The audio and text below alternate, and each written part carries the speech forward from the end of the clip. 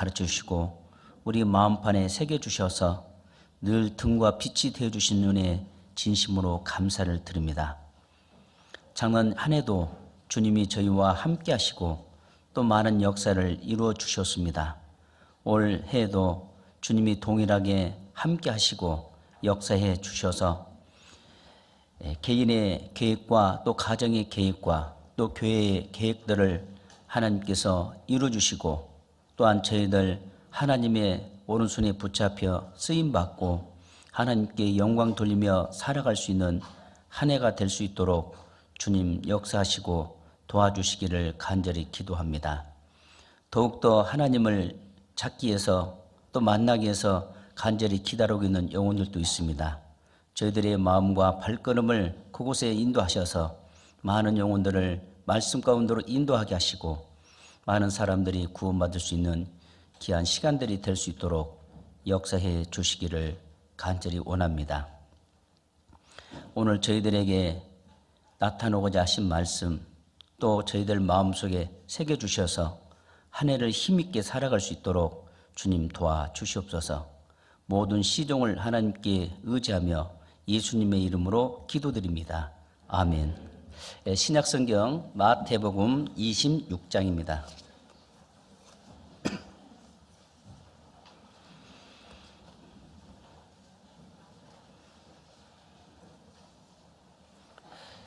마태복음 26장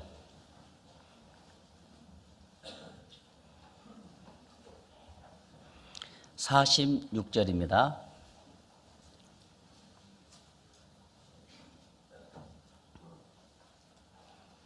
마태복음 26장 46절 일어나라 함께 가자 보라 나를 파는 자가 가까이 왔느니라. 예. 안녕하십니까? 오늘 사회자님께서 복 많이 받으라니까 복 많이 받으셨습니까? 굉장히 활기차게 보입니다. 이런 활기찬 모습으로 올 한 해를 산다면 아마 이 지역에 많은 영혼들이 주님께 돌아오고 또 개개인의 신앙도 많이 성장이 될 거라 그런 기대감이 듭니다. 맞죠? 우리 구원받은 그리스도인들은 구원받는 그 순간부터 감사와 기쁨을 허락하여 주셨습니다. 그 감사와 기쁨 속에는 미소가 있죠. 대답 안 하시네. 제가 다른 말 하고 있습니까? 미소가 있죠. 그래서 왜 구원받은 그리스도인들이 처음 구원받았을 때는 그렇게 항상 웃고 다니셨는데 어느 날인가부터는 웃음을 잃고 살더라고요. 그래서 교회를 와도 밖에를 나가도 항상 무표정. 왜 구원받은 그리스도인들이 저는 무표정을 하며 살까 생각해 보니까는 물론 마음속에 많은 자기와 갈등이 있고 다툼도 있을 거라 생각이 듭니다. 그래서 그래도 그 다툼을 이길 수 있다는 것은 바로 웃음입니다. 그래서 항상 웃고 산다면 젊어지고 또 자신감이 생길 거라 생각이 듭니다. 그래서 올 한 해는 항상 얼굴을 웃으면서 또 형제 자매를 만날 때도 웃고 대화를 할 때도 웃고 어디를 나가도 웃는 얼굴로 다닌다면 실제로 그분은 따뜻한 사람이에요. 그리고 따뜻한 사람이기 때문에 같이 차 한잔도 하시고자 하는 마음이 있겠죠. 그래서 그런 이 구미 지역의 모든 성도들이 따뜻한 마음을 가지고 한 해를 시작했으면 좋겠다 싶습니다. 자, 오늘은 일어나라라는 제목을 가지고 함께 교훈을 받고자 합니다.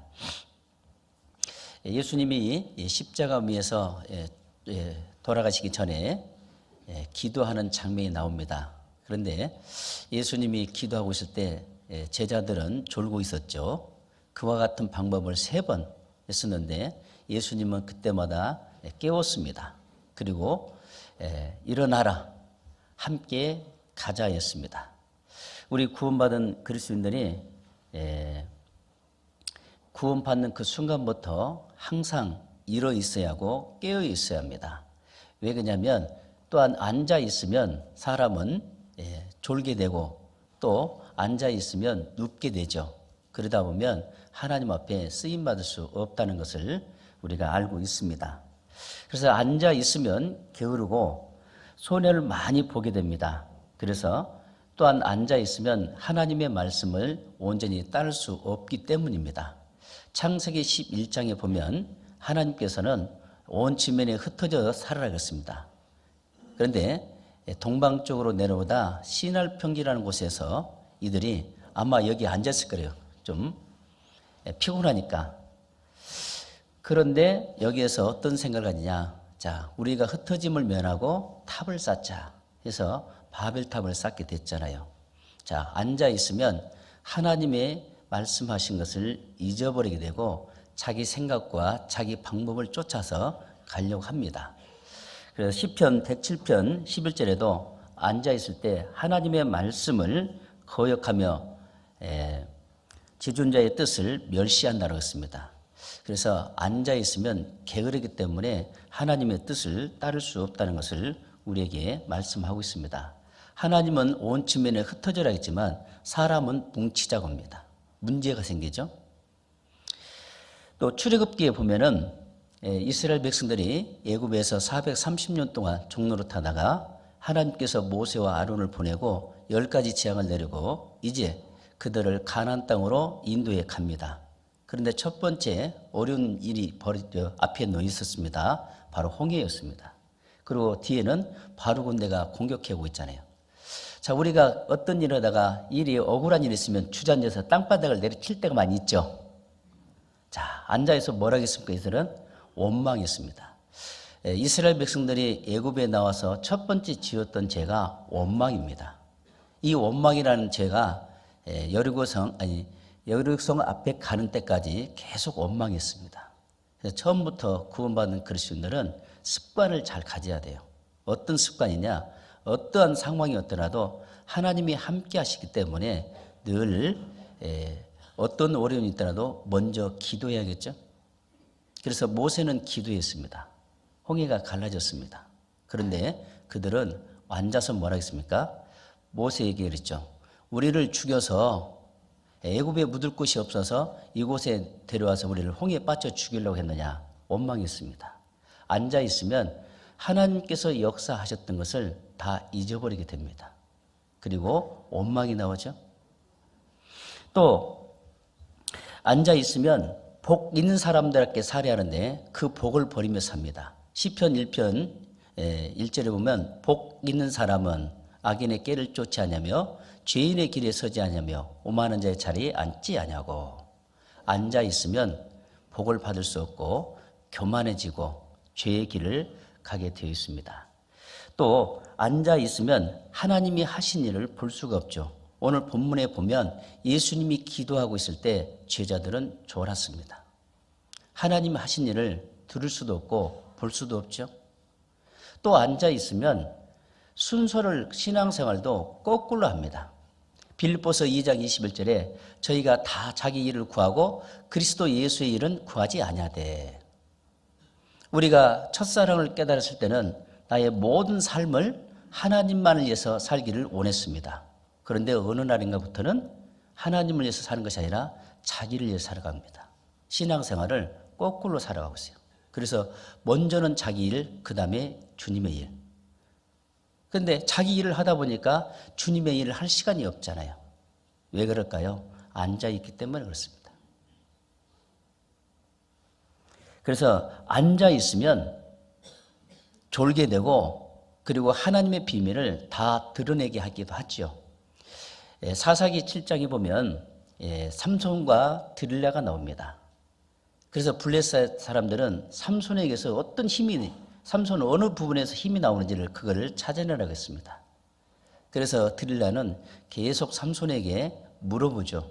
그렇지만 이 삼손은 비슷하게 3번 알려줍니다.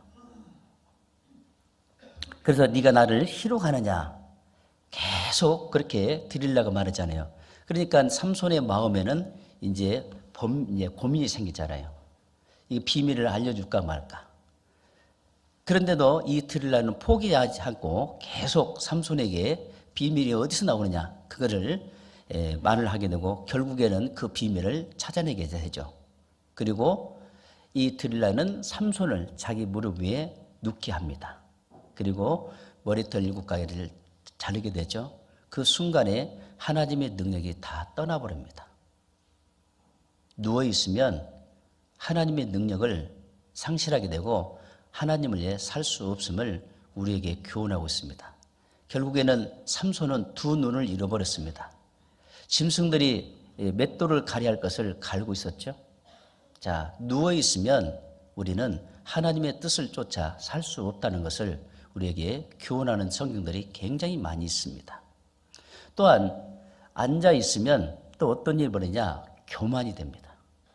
이 교만에 대해서 우리가 수없이 배우고 있는데 실제로 우리가 구원받는 그 순간부터 주님 앞에 가는 그날까지는 이 교만이라는 걸 가지고 싸워야 합니다. 순간순간 이 교만은 밀려옵니다. 마귀는 이 교만을 가지고 그리스도인들을 많이 넘어뜨리기도 하죠. 그뿐만 아니라 구원받지 않는 사람들도 많이 넘어뜨렸습니다. 왜 마귀는 이 교만을 가지고 공격해 올까요? 자기가 교만으로 인해서 하나님 앞에 쫓김받았잖아요. 그걸 아는 거예요. 그래서 이 교만을 가지고 많은 그리스도인들을 공격하며 무너뜨리게 합니다. 교만은 패망의 선봉이고 넘어짐의 앞좌회라 했습니다. 이 교만은 어디서 나옵니까? 자기 마음에서부터 나오죠. 그리고 이 교만을 품고 있으면 하나님을 대적한다 그랬습니다. 하나님의 뜻을 따를 수 없다라고 말씀하고 있습니다. 욥기 15장을 보겠습니다.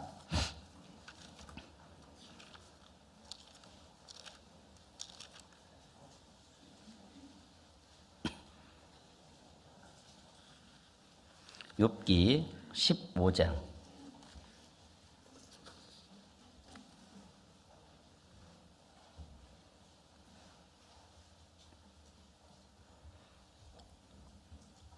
24절입니다.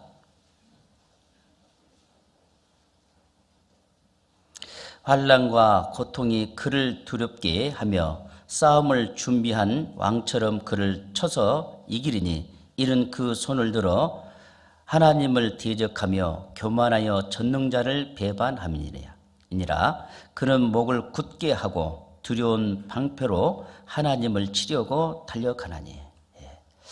교만이 오게 되면 하나님을 두려워하지 않습니다. 오히려 하나님을 대적하죠. 그래서 이 마귀는 이 교만과 인정을 가지고 우리를 공격해 온다는 사실을 늘 기억하고 늘 경계하고 그리고 기도해야 합니다. 왜 또 인정을 가지고 누릅니까? 하와가 선악과를 따먹고 난 이후에 아담을 넘어뜨린 것이 인정이었습니다. 그래서 우리는 신앙생활의 모든 시작은 교회 중심으로부터 시작된다는 사실을 알아야 돼요. 그래서 나의 모든 것은 교회에 맞춰서 나아갈 때 하나님이 그 교회를 통해서 필요한 말씀을 주시잖아요. 요한계시록 2장 7절 말씀에 보면 귀 있는 자는 성령이 교회들에게 하신 말씀을 들을 자다. 먼저 하나님의 말씀을 듣고 그 다음에 신앙생활이 이어져 가야 합니다. 그런데 인정이 들어오게 되면 교회 중심이 아닌 자기 중심, 자기 방법, 자기 생각으로 가게 되고 결국에는 교회를 나누게 됩니다. 교묘하게 마귀는 그걸 역사해서 내 신앙생활을 무너뜨리기도 합니다. 그래서 이 교만과 인정을 철저하게 차단해야 하고 그걸 방어하려면 늘 하나님 말씀에 귀를 기울이는 것이 중요하다고 생각합니다. 그런데 앉아 있으면 당연히 교만해지고 당연히 인정이 자기를 공격해서 무너뜨리게 하는 일들을 우리는 자주 보고 있습니다. 그래서 저 개인적으로도 지금까지 늘 교만과 인정을 계속 싸우고 있고 늘 경계하고 있습니다. 하루라도 이게 경계하지 않는다면 순식간에 이게 교만이 밀려와서 나를 흔들어요. 그래서 눈만 뜨면 교만과 인정을 먼저 이겨야 할 것에 대해서 기도해야 합니다. 언제까지요? 주님 앞에 가는 그날까지입니다. 왜 솔로몬이 무너졌을까요? 자, 하나님께서 솔로몬에게 많은 지혜를 주었습니다. 그런데 그렇게 하나님에서 많이 알았던 솔로몬이 왜 무너졌습니까? 결국에는 교만으로서 무너졌습니다. 그는 처음 어렸을 때는 하나님께 지혜를 구했습니다. 그런데 성전이 완성이 되고 난 이후에는 지혜를 구하지 않았습니다. 그래서 무너진 거예요. 왜 그랬을까요? 교만이 오기 때문에. 그래서 성경에 지식이 많고 내가 신앙생활에 연수가 많다고 해서 나는 잘하고 있다. 그건 자랑해서는 안 되는 겁니다. 중요한 것은 내가 교만과 싸우고 있는지 그 교만을 이기고 있는지를 살펴보는 것이 중요하죠. 그래야만이 끝까지 신앙의 목표점을 달성할 수 있습니다. 우리 잘 알잖아요. 한때 그렇게 열심히 구원받고 살았던 형제 자매들이 지금 이 자리에 계시지 않는 분이 많이 계시잖아요. 왜 그랬을까요? 그건 교만과 인정이 이게 져버렸기 때문에 신앙생활을 할 수 없다는 것을 우리에게 교훈하고 있습니다. 그래서 이 교만과 인정은 나를 늘 무너뜨린다는 것을 경계한다는 것을 해야 합니다. 그래서 하나님께서는 이 교만한 자가 들어오게 되면은 이 말씀을 변질시키잖아요. 그래서 이 교만은 말씀을 변질시킨다는 건 뭡니까? 자기 편리하게 해석하잖아요. 그러다 보면 결국에는 주님을 떠나게 된다. 그래서 이 말씀을 변질시킨 자가 누구냐? 멀리 있는 것이 아니라 납니다. 나로부터 시작돼요. 교만이 들으면 미움과 시기와 질투가 들어오죠. 그러다 보면 그때 그분의 신앙은 무너지기 시작하는 거예요. 그래서 이 교만이 나를 추정하지 못하도록 늘 기도하고 경계하는 것이 필요하다. 그래서 하나님께서는 앉아 있는 자들을 이로 세워서 그리고 걸어가라고 합니다. 예수님께서 마태복음 4장에 보면 이제 제자들을 찾으러 다니시죠. 그래서 베드로와 그의 동생 시몬 그리고 야고보와 요한 이들은 어부입니다. 그래서 예수님이 자 이제 고기 잡는 어부가 되는 것이 아니라 사람 낚는 어부가 되게 하겠다 하고 나를 따라하겠죠. 자 예수님은 이제 사람 낚는 어부를 찾고 있습니다. 꼭 전도인만 사람 낚는 어부가 아니라 구원받은 모든 그리스도인들은 사람 낚는 어부가 되어야 합니다.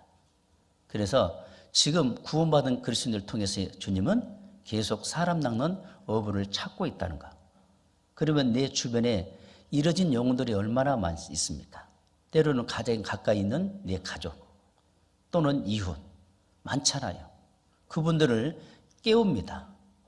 어디로 데려가 할까요? 말씀 가운데로 데려와야 깨어있고 그리고 자기가 앉아있다는 걸 알게 되고 그리고 하나님 주시는 그 생명을 얻었을 때 비로소 일어서서 그분도 이제 앉아있는 영혼들을 주님께로 인도하잖아요. 그래서 주님은 올 한 해도 우리 주변에 이뤄진 영혼들을 찾고 있습니다. 그런데 누구를 통해서? 여러분과 나를 통해서 찾고 있다는 걸 알아야 돼요. 그래서 내 입이 붙어 있고 내 발걸음을 멈췄다면 지금 그 죽어가는 영혼들은 어떨까요?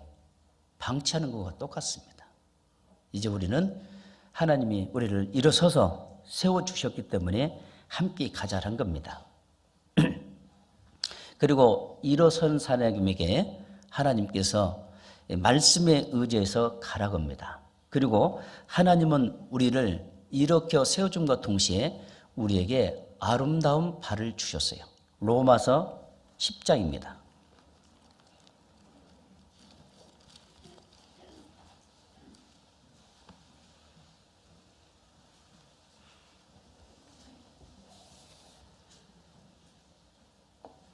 로마서 10장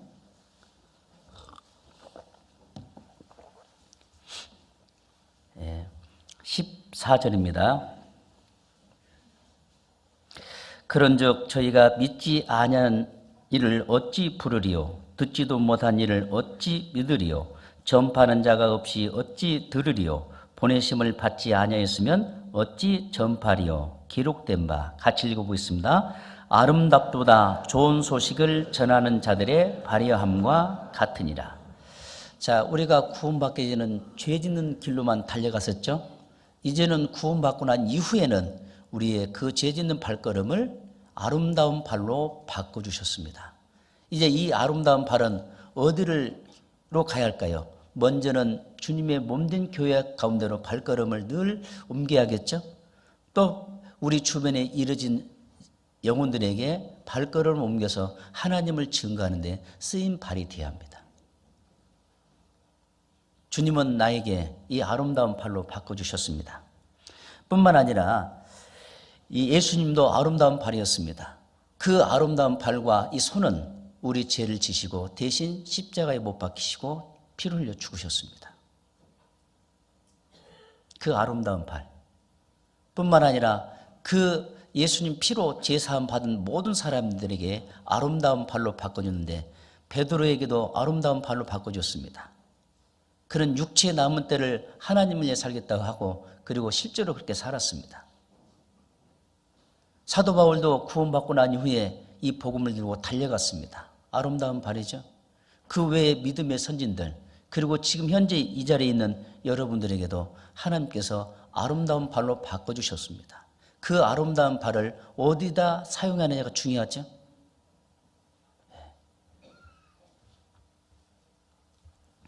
그래서 이 아름다운 발은 바울은 복음 들고 달려갔습니다.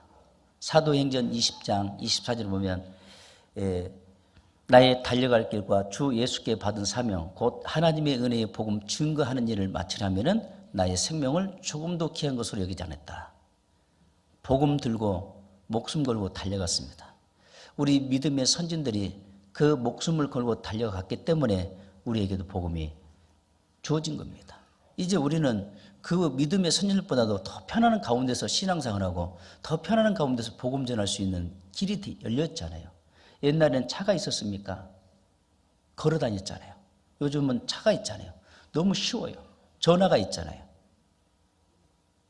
그래서 이제는 이 아름다운 발로 올 한 해를 이 지역에 이뤄진 영혼들에서 달려가야 한다고 생각이 듭니다. 그 발을 우리에게 주셨어요. 네. 일어서라겠죠? 그리고 일어서라.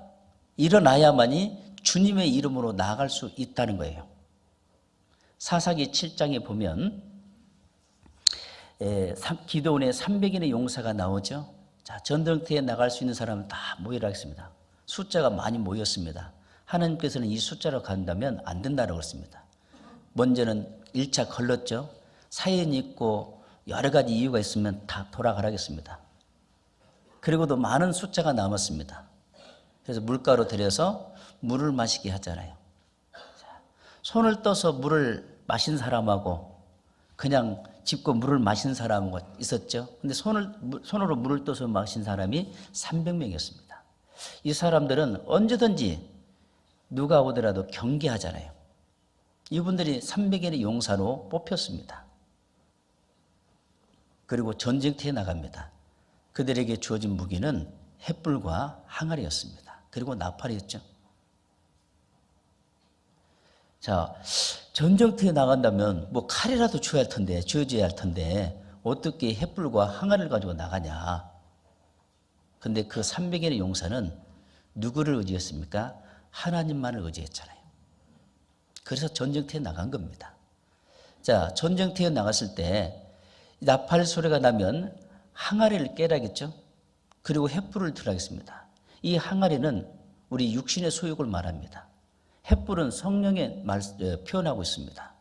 항아리가 깨져야만이 성령이 역사할 수 있죠. 즉 하나님이 역사하려면 내 육신의 소욕을 깨트려야 합니다. 내 육신의 소욕이 하나님의 일을 하는데 하나님이 역사하는데 많은 방해를 하고 있다는 사실을 알아야 돼요. 끊임없이 내 속에 올라오는 이 교만과 이 고집, 자존심들이 많이 올라오잖아요. 이걸 깨트려야 돼요. 그리고 미움, 시기, 질투들이 계속 올라오잖아요. 이걸 깨트리지 못한다면 성령은 내 안에서 역사할 수 없잖아요. 그래서 우리가 신앙생활 할 때 늘 깨야 할 것들이 많이 있습니다. 그래서 사도 바울은 나는 단호히 말하노니 날마다 죽노라. 육신의 소욕을 날마다 쳐 죽였어요. 왜? 이것들을 살려놓으면 이것이 성장이 되고 나의 신앙생활을 방해하고 하나님의 뜻을 쫓지 못하게 만들기 때문입니다. 여러분 신앙생활을 잘할 수 있는 방법이 여러 가지가 있는데 그 중에 가장 쉬운 방법이 있습니다. 저도 나름대로 많은 시행착오 끝에 찾아냈어요. 너무 쉬웠어요. 근데 그걸 몰랐었습니다. 그게 뭘까요? 네? 금방 말씀드렸는데 신앙생활하는 것은 가장 쉬운 것은 자기 고집과 자존심을 빼내야 합니다. 자존심과 고집을 빼면은 정말 신앙생활하는데 재밌어요. 바닷가에 보면요, 어떤 이 병 속에 작은 개 한 마리가 들어가 있습니다. 그런데 낙지나 문어는 그 속에 들어가서 잡아먹어요. 그런데 갑오징어는 들어갈 수 있을까요, 없을까요? 못 들어가죠? 이유는 딱딱한 것이 들어있기 때문에 그렇습니다. 쉽게 말하면 그 속에 들어가려면 부드러지를 못해야 돼요. 그 딱딱한 부분을 벗겨야겠죠? 바꿔 말하면 이 자존심과 고집이 딱딱한 겁니다. 이 자존심과 고집은 딱딱하기 때문에 상대편 앞에 고개를 숙이지 않습니다. 그렇죠? 말부터 거칠어지고 행동이 거칠어지고, 그렇죠? 딱딱하면은 모든 게 거칠어져요. 불편해집니다. 그렇기 때문에 이 고집과 자존심을 빼게 되면은 어떻게 될까요? 흐물흐물해지겠죠. 문어처럼. 그러면은 이 흐물흐물인 거 어떻게 하겠어요? 이제 세워지려면 어떻게? 하나님을 의지해야만이 세울 수 있는 거예요. 그래서 자기 고집과 자존심을 빼면 온전히 하나님을 의지하고 하나님의 방법을 쫓아 살아갈 수 있습니다. 실제로 그렇습니다. 제가 부끄럽지만 단상에 오래 서지는 않았어도 사랑에 대한 설교를 못했어요. 왜 그랬을까요? 내가 사랑하지 못하면서 상대편을 왜 사랑하라면 되겠어요? 유선자죠. 정말 이 사랑에 대해서 설교하고 싶었어도 안 되니까 자신감이 없었고 늘 피해 다녔어요. 그런데 하나님께서 저를 이렇게 훈련을 시켜주시면서 그 뻣뻣한 부분들을 빼내만이 그 사랑할 수 있다는 것을 알게 했어요. 그래서 자존심과 고집을 빼니까 사랑할 수 있었고 나에게 그 순간에 힘들게 했던 형제 자매들도 있었지만 처음에는 미움이 있었어요. 그러나 실제로 그 고집과 자존심 빼니까 먼저 내가 손을 내밀게 되고 내가 안을 수 있는 그 힘을 하나님 주시더라고요. 그래서 이 고집과 자존심은 내 신앙생활인데 많은 악 영향을 끼쳤다는 것을 알았어요. 여러분 오늘 한 해도 정말 지금 작년의 것을 지금 또 가져오면 안 되잖아요. 가져왔죠? 예? 작년의 것 가져오면 안 됩니다. 이제 다 빼버리십시오. 자존심과 고집을 빼게 되면 정말 내 생활이 부드러워지고 하나님 말씀을 들을 때 더 은혜스럽고 그리고 형제 자매들을 볼 때 정말 귀하고 소중하게 보입니다. 그리고 정말 어렵게 살고 있는 형제 자매님들, 신앙적으로 어려움을 겪고 있는 형제 자매님들, 병중에 있던 형제 자매를 위해서 정말 간절히 기도하게 됩니다. 그 자존심과 고집을 빼는 것이 바람직하다고 생각합니다. 자, 암에 걸렸다가 암을 치료한 의사가 암 환자를 잘 치료하죠? 왜? 그 고통을 알았잖아요. 근데 암 걸리지 않는 의사가 암 환자 물론 치료를 했습니다. 얼마나 정성이 갈까요? 틀려요. 여러분들이 그 고집과 자존심을 가지고 살았을 때 얼마나 고통스럽습니까?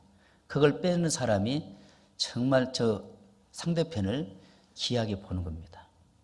그래서 우리가 신앙생활 할 때 이 자존심과 고집이 나의 신앙생활을 하지 못하도록 나를 늘 무너뜨리고 있다는 것을 발견하게 됩니다. 그래서 이 기도원의 300일의 용사 중에서도 실제로 늘 하나님 앞에서 깨버려야만이 성령이 나를 통해서 역사하잖아요. 우리는 횃불이라는 것은 높이 들어야 하잖아요. 높이 들을 때 횃불만 보이잖아요. 나라는 존재가 없어야 돼요. 그래서 나를 통해서 역사하시기를 원하시는 하나님. 그러니 내 고집과 자존심이 하나님의 역사하는 것을 방해한다는 걸 알아야 합니다. 그래서 사도 바울은 늘 죽었다고 했잖아요. 우리도 늘 신앙생활하면서 그 방해되는 것들 늘 쳐 죽여야만이 교회 안에서 작은 자로 하나님을 위해서 살 수 있다는 것을 우리가 늘 배웠잖아요. 그게 필요하다고 생각이 듭니다. 그래서 또 다윗은 모든 걸 나갈 때 하나님의 이름으로 나갑니다. 자, 사무엘상 17장에 보면 다윗이 골리앗 앞에 나가서 전쟁하는 장면이 나오죠. 자, 처음에는 이 골리앗이 이스라엘 백성들 앞에 나왔을 때 어느 누구도 나가서 싸울 자가 없었잖아요. 자, 40일 동안 계속 그런 상황이 있을 때 왕부터 어느 누구도 전쟁터에 골리앗 앞에 나가고자 하는 사람은 없었습니다. 그런데 다윗이 그 소식을 듣고 나가겠다고 했잖아요. 근데 다윗은 어리잖아요. 그러니까 사울 왕이 그렇습니다. 쟤는 어렸을 때부터 사람 통해서 군사훈련을 받았다. 그리고 머리부터 발끝까지 완전 무장을 하고 왔는데 너는 작고 너는 양을 치는 목동 아니냐. 너 나갈 수 없다. 라고 이렇게 했을 때 다윗이 이렇게 말합니다. 예, 그렇습니다. 하지만 나는 양을 칠 때 하나님과 함께한 걸 배웠습니다. 그 양을 칠 때 곰이 와서 양을 잡아가면 달려가서 곰의 아가를 깨고 양을 구출했죠. 또 조금 있으니까 젊은 숫사자가 달려왔을 때 손으로 목을 비틀어 죽였습니다. 때로는 음침한 사망의 골짜기를 달릴지라도 해를 두려워하지 할 것은 주님이 함께하는 것을 배웠습니다. 때로는 주님이 푸른 초장에 누이는 것도 보았습니다. 나에게 필요한 모든 것들을 주시고 채워준다는 것을 다윗은 그 양을 치면서 배웠어요. 다윗은 하나님께로부터 훈련을 받은 겁니다. 그런데 만약에 다윗이 그 형제간들 중에 막내였지만 집에 있었다라면 그 훈련을 받을 수 있을까요? 그리고 하나님 앞에 쓰임 받을 수 있을까요? 어찌 보면은 인간적으로 본다면 형들은 지금 집에서 편히 놀고 있잖아요. 막둥이가 양을 치고 있다는 거예요. 그런데 그 양을 치면서 하나님 가장 가까이 있는 걸 배웠고 하나님의 음성을 가장 많이 들었어요. 그래서 주옥 같은 시편이 기록이 됐잖아요. 그리고 나서 다윗은 뭐라고 말합니까? 하나님의 이름으로 나가잖아요. 너는 머리부터 발끝까지 완전 무장을 했지만 나는 주 만군의 여호와의 이름으로 나가노라. 그 다음에 결과는 어떻게 됐습니까? 하나님이 이기게 해주시죠. 물매와 돌멩이 5개가 있는데 그게 뭐 힘이 있겠어요. 다윗은 그 물매로 돌멩이를 돌렸을 때 다윗의 손에 이탈된 것 동시에 가속도를 붙이게 하신 분이 하나님이셔요. 그래서 일어나라. 하나님의 이름으로 나갈 때 승리하게 합니다. 그래서 우리는 신앙생활에서 보면 다급해지면 기도하지 않고 막 달려가잖아요. 그러다 보면 우왕좌왕해서 실패할 때가 많아요. 이럴 때마다 기도하고 하나님의 이름으로 나가면 승리하게 합니다.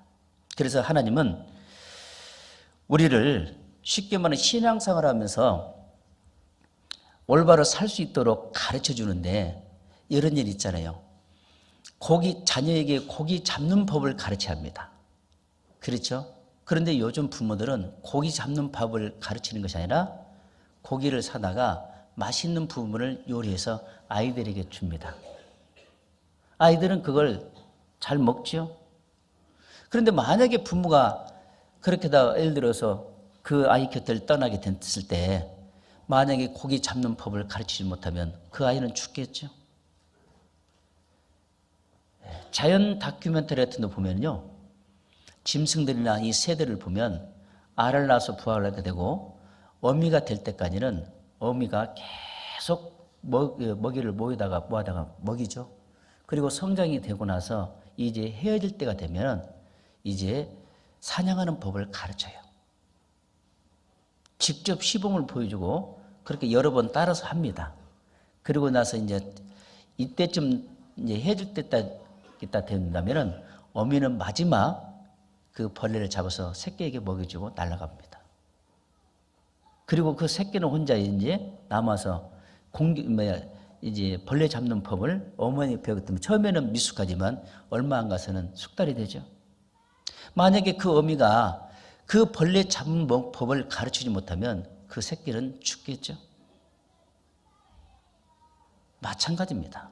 하나님께서 우리가 끝까지 신앙생활을 잘할 수 있도록 우리에게 뭘 가르칩니까? 죄와 싸워서 이기는 법을 가르쳐줍니다. 세상과 싸워 이기는 법을 가르쳐줍니다. 그리고 하나님의 이름으로 나가라고 가르쳐줍니다. 늘 말씀을 통해서요.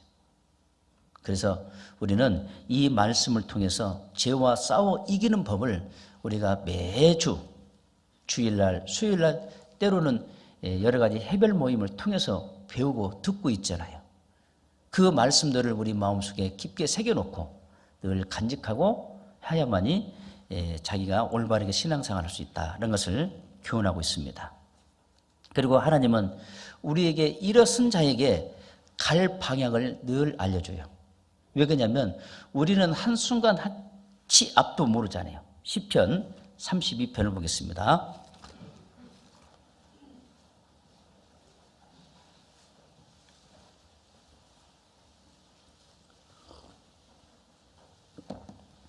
(32편) 8절.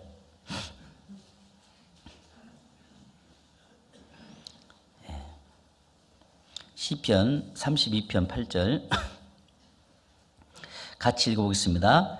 내가 너의 갈 길을 가르쳐 보이고 너를 주목하여 훈계하리로다. 예. 늘 주님은 우리 그리스도인들에게 갈 길을 보여주시고 훈계하시죠. 훈계한다는 것도 있습니까? 가르쳐 보여주고 보고 계셔요. 올바르게 가고 있는지 잘못 가고 있는지를 늘 보고 계시죠. 복음 순간도요. 나의 주 등 뒤에서 나를 늘 지켜보시고 도와주시는 주님 있잖아요. 나의 등 뒤에서. 그래서 늘 우리를 훈계해 주셔요.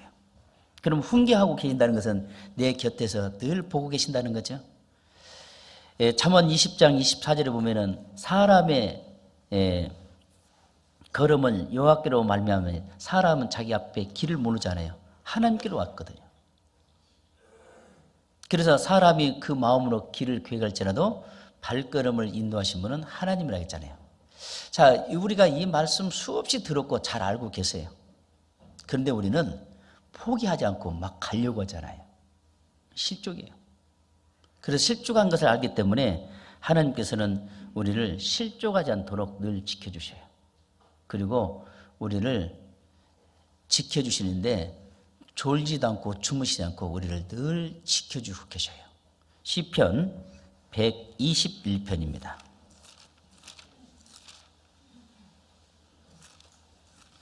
시편 121편.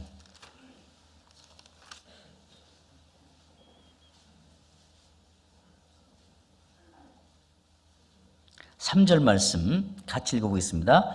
여호와께서 너로 실족지 않게 하시며 너를 지키시는 자가 졸지 아니하시리로다. 예. 우리는 졸지요. 주님은 졸지 않습니다. 실족지 않도록 늘 우리를 지켜주고 계셔요. 그래서 실족하지 않는 신앙은 서 있어야 합니다. 그래서 늘 일어서라 그래요. 앉아 있으면 자기가 밀려와요. 자기 생각에.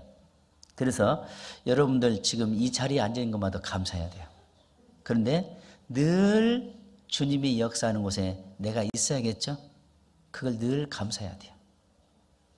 그리고 이 자리에 앉아서 하나님 말씀을 들을 수 있는 기회 준 거 감사해야 돼요. 구원받지 않는 사람 이 말 들을 수 있을까요?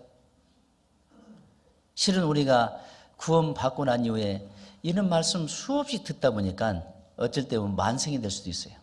그런데 늘 우리에게 주옥 같은 말씀이에요. 여러분 하루 3끼 밥을 드시잖아요. 그렇게 밥을 먹도 안 질리잖아요.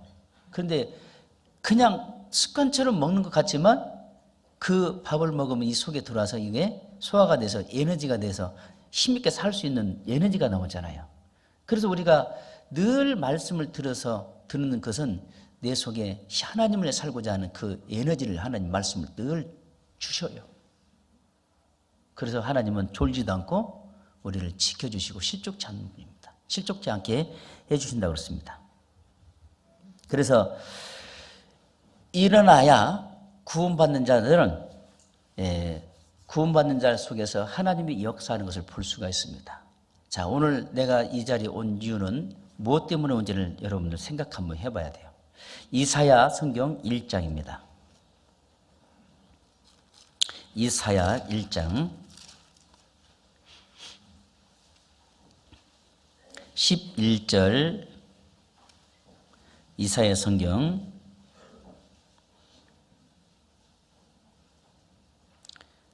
11절입니다.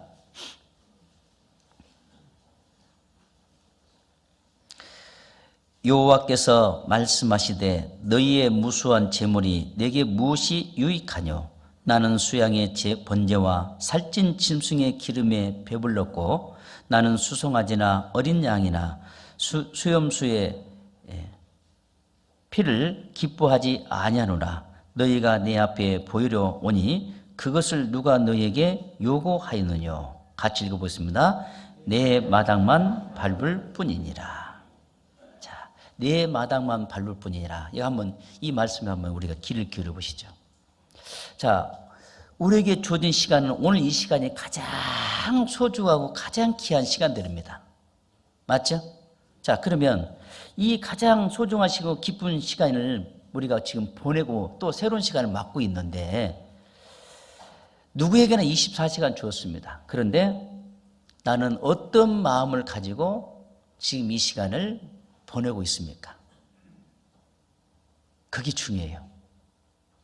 자, 믿음, 순종, 희생, 협력하는 그 마음을 품고 이 시간을 보낼 것이냐, 반대로 미움, 시기, 질투 이것을 품고 시간을 보내냐.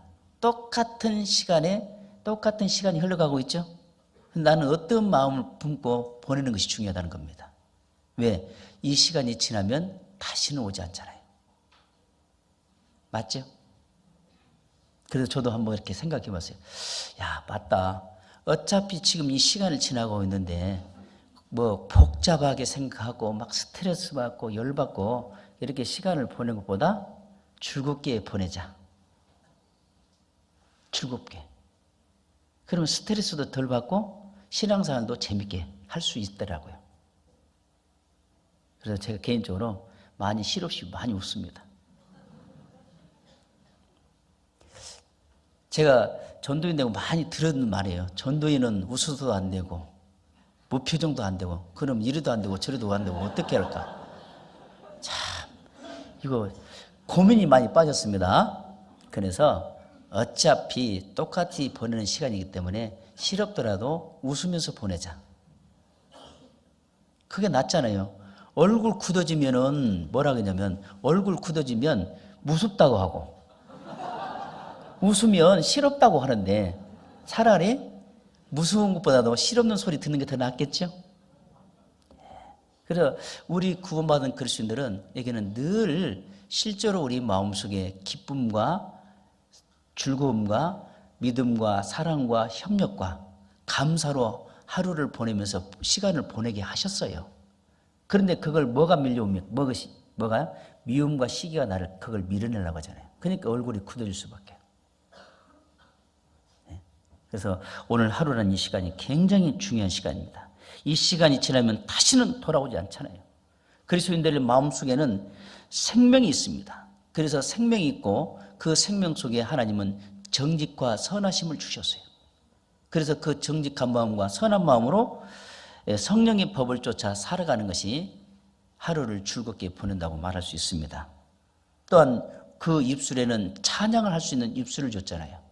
자, 구원받게 되는 이 입술을 가지고 죄를 짓고 세상 노래를 불렀습니다. 오늘 찬양 너무 감사했어요. 야, 저는 개인적으로 찬양대 잘하면 마음이 굉장히 기분 좋아요. 제가 구원받기 전에 일반 교회를 다녔을 때요, 찬양을 하도 반복적인 것을 들어서요, 찬양을 굉장히 좋아하지 않았어요. 구원받고 나서도. 왜 그러냐면 옛날 일반 교회 다녔을 때 내게 강 같은 평화, 혹시 아시죠? 처음에는 목사님 이제 혼자 단독으로 부릅니다. 그리고 나서는 같이. 그리고 이제는 목사님 단상을 두들면 다 단상을 두들잖아요. 다시 한번 30분 하는 거야. 그래서 질렸어요, 제가.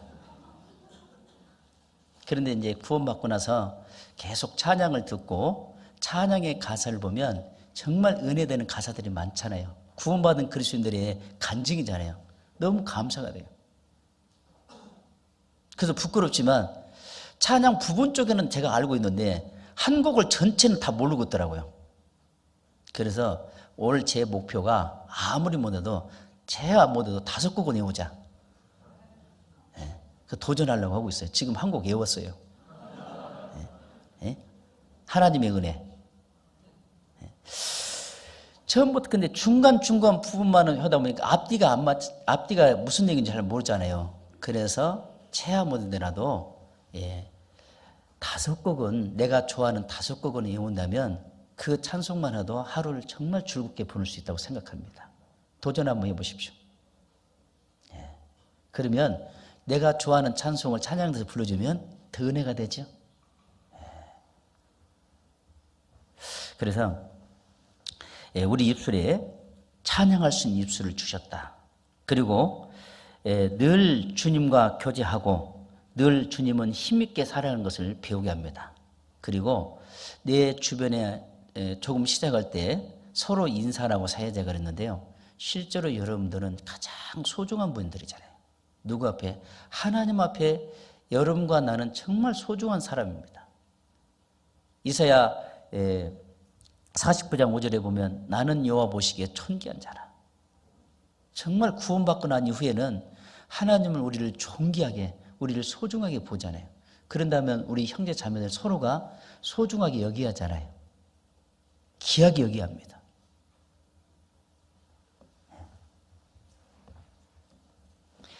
그래서 내가 그런데 오늘 말씀 앞에 나오는데 어떤 마음을 가지고 나오냐가 중요한 거예요. 어떤 마음을 가지고. 내 자신이 성령의 인도하심을 따라가고 있는지, 말씀을 통해서 배웠던 것을 따라가고 있는지를 자신이 스스로 한번 살펴봐야 합니다. 내가 늘 하나님 말씀 앞에 나오잖아요. 그러면 어떤 자세, 어떤 마음을 가지고 나오냐가 중요하잖아요. 오늘은 하나님 나에게 어떤 말씀으로 기울여주고 때로는 어떤 말씀으로 책망해 주는지 그 말씀에 귀를 기울이고 그리고 그 가르치는 말씀에 감사가 되지 않겠어요? 그런데 우리는 말씀을 듣고 좋았다고 끝나버립니다. 그래서 우리는 늘 이 감사와 온유와 겸손의 마음을 가지고 그리고 서로 사랑하고 서로 용서하고 형제 자매를 사랑하고 있는가도 살펴봐야 돼요. 그런데 이와 같은 것들을 방해하는 것들이 뭐냐?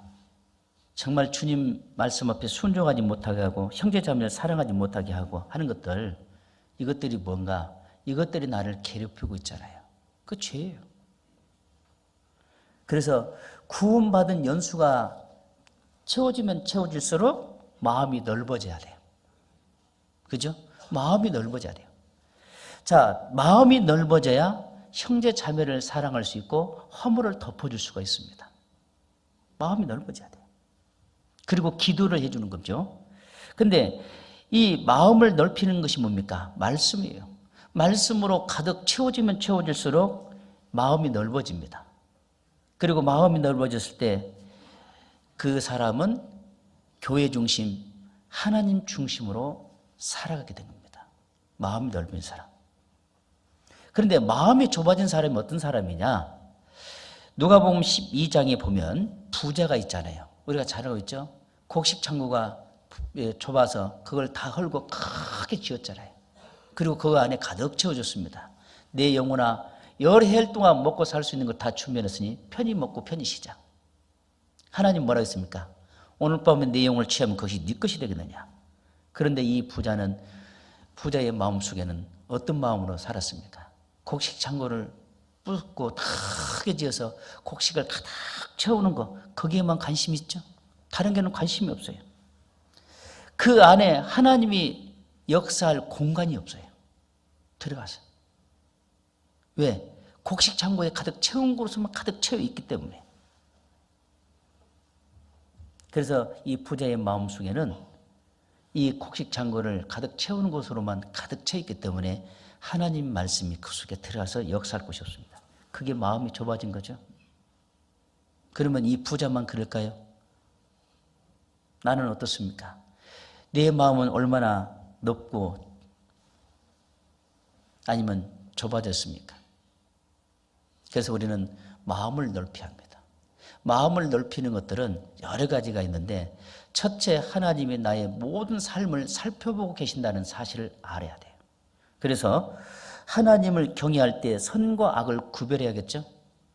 에레미야 17장 9절에 보면 만물보다 거짓되고 심히 부패한 것은 마음이라. 누가 능히 이를 알려마는 나 여호와는 심장과 폐부를 살피고 각각 그 행한 대로 보응한다 했습니다. 하나님은 사람의 마음을 더럽다고 그랬잖아요. 거짓되다고 그랬습니다. 그런데 더러운 것과 이 거짓 것을 가지고면서도 자기는 선하게 깨끗하게 산 것처럼 착각합니다. 그런데 잠언 15장 3절에 보면 여호와의 눈은 어디서든지 악인과 선의를 감찰하시느니라. 어디서든지 보고 계십니다. 뿐만 아니라 하나님은 개개인의 마음속에 깊은 속을 살핀다고 그랬어요. 잠언 20장 27절 말씀에 보면 사람의 영혼은 여호와의 등불이라 깊은 속을 살피느니라. 하나님은 우리 먼저 외형을 보는 것보다 먼저 내 마음속에 깊은 곳을 쳐다봐요. 그리고 그 속에 어떤 마음을 갖고 있는지 그걸 아셔요. 그래서 하나님을 경외하는 자는 실제로 선과 악을 구별하니까 하나님 쪽으로 마음이 바뀌겠죠. 그래서 하나님의 눈은 아주 밝습니다. 그래서 히브리서 4장 12절에도 하나님의 말씀은 살아있고 운동력이 있어 좌우에 날선 어떤 검보다도 예리하여 영과 홍과 및 관절과 골수를 찔러 쪼기까지 하며 그 사람의 생각과 뜻을 감찰하시나니 지으신 것이 하나라도 나타나지 않음이 없고 오직 만물을 주관하신 자의 눈앞에 벌거벗은 같이 다 드러난다겠죠? 다 드러납니다. 어제 목사님 말씀을 하셨잖아요. 우리가 집회를 들을 때는 하나님 살아계신다는 건 확실하게 더 믿어지는데 생활 속에 함께하는 하나님을 잊어버린 거예요. 함께한지를 모르는 거예요. 실제로 구원받은 그리스도인들은 생활 속에 함께 하는 하나님을 더 알아가야 돼요. 그래야만 올바르게 신앙생활을 할 수 있잖아요. 그 하나님은 늘 우리를 그래서 일어 세워주십니다. 근데 우리는 앉으려고만 그런 거예요. 그래서 개인 속에 누가 하냐? 하나님만 아시잖아요. 어떤 마음을 갖고 있고 어떤 생각을 갖고 있는지. 그래서 하나님 말씀이 내 안에서 역사할 때 하나님의 능력이 보이고 역사가 보이잖아요. 그래서 하나님 늘 내 안에 말씀으로 나를 역사해 주십시오. 나를 가르쳐 주시고 그 말씀을 붙잡고 따를 수 있도록. 우리가 수없이 반복적으로 들었던 말씀들입니다. 그런데 왜 우리가 계속 이렇게 수없이 반복적으로 들어야 할까요? 그게 내 양식이 안 돼 있기 때문에 그런 거예요. 여러분 한번 잘 생각 한번 해보십시오. 요즘 이제 가을거지가 끝났습니다. 곡식 창고에는 이제 나락으로 가득 채워졌습니다. 자, 곡식 창고에는 나락으로 가득 채워졌지만 그것은 지금 내 몸속에 들어오지 않았기 때문에 나에게 영향을 주지 못하죠. 바꿔 말하면 우리는 하나님 말씀을 많이 들어서 다 알아요. 알고는 있지만 그 말씀이 나에게 영향을 끼치지 못한 건 뭐예요? 믿지 않기 때문에 그렇습니다. 믿어야 그 말씀이 나에게 영향이 내 몸에 나에게 영향을 전달해주고 에너지가 나오잖아요. 밥을 먹어야 그게 소화가 돼서 에너지가 나오듯이 믿어야 돼요. 그래서 우리는 곡식 창고에 곡식을 가득 채웠듯이 우리는 말씀에 대해서는 많이 알고 있지만 그 창고를 채워놨어요. 근데 그 말씀을 갖다가 이용하지를 못해요. 그래서 하나님을 경외할 때 선과 악을 구별할 줄 알아야 합니다. 선과 악을 구별할 줄 알아야 내가 현재 서 있는 위치에서 올바르게 신앙생활을 하고 있는지 아니면 잘못 신앙생활을 하고 있는지를 본인 스스로가 깨닫게 되잖아요. 그게 굉장히 중요한 겁니다. 그걸 깨닫지 못하면 그 생활은 하지만 모든 삶을 보면 거칠어요. 육신의 소리가 더 나와요. 형제 자매들 앞에서 말을 함부로 하고 함부로 대하고. 왜 그럴까요? 생활 속에 나와 함께 하시는 하나님을 잊어버리고 있잖아요. 그래서 하나님이 그걸 우리를 일어서서 깨워주고 있습니다. 우리 속에 죄를 품고 있으면 이 죄는 나를 무너뜨립니다. 내 마음을 둔하게 만들죠. 그래서 이 죄는 하나님의 말씀을 농담으로 여깁니다. 베드로후서 2장입니다.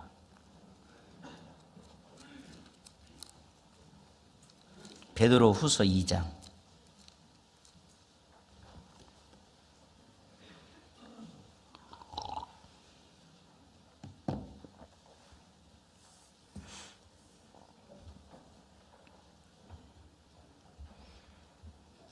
10절 육체를 따라 더러운 정욕 가운데서 행하며 주관하는 일을 멸시하는 자들에게 특별히 형벌하실 줄을 아시느니라.